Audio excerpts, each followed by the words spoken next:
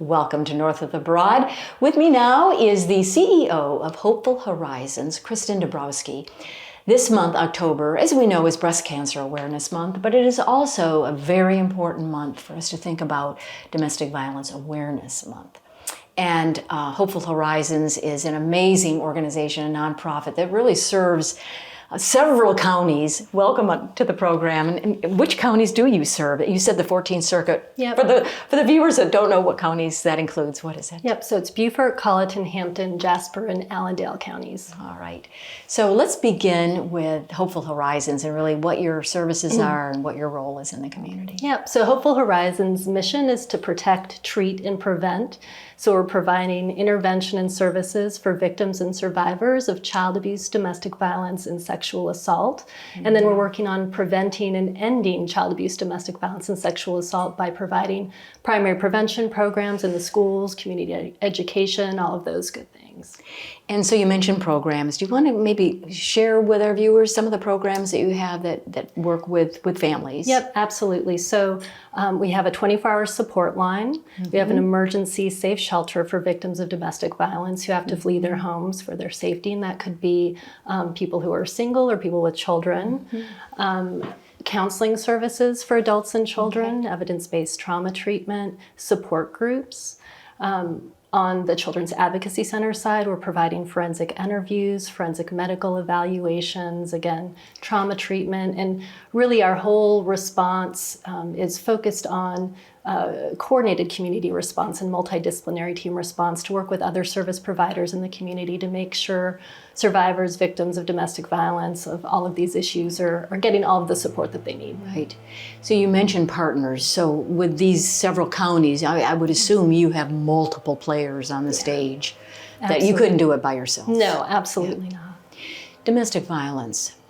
We automatically think of, a husband hitting and hurting a wife or parents with a child. Are you seeing maybe a woman even hurting a child or even a husband? Are you seeing the kind of not the typical abuse happening with domestic violence? And my second question would be, is it becoming more of a issue in our world today? So the first question. Domestic violence, well, it's part of the question, part of the answer is domestic violence has been a huge issue in our state in particular, definitely nationwide, worldwide, but South Carolina typically ranks in the top 10 for the rate of women murdered by men. And so yes, while we do see domestic violence or child abuse perpetrated by women as well, predominantly it's men who are perpetrating the violence in domestic violence situations.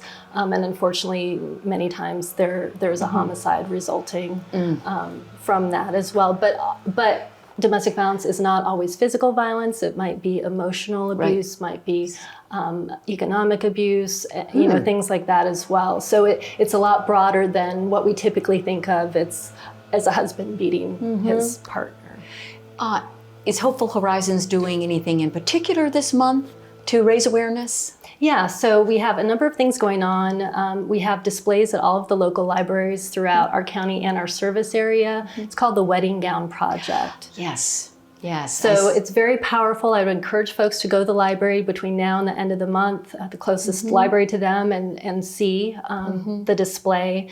We're also going to be at the local farmers markets, and we're doing a walk at USCB on the 25th.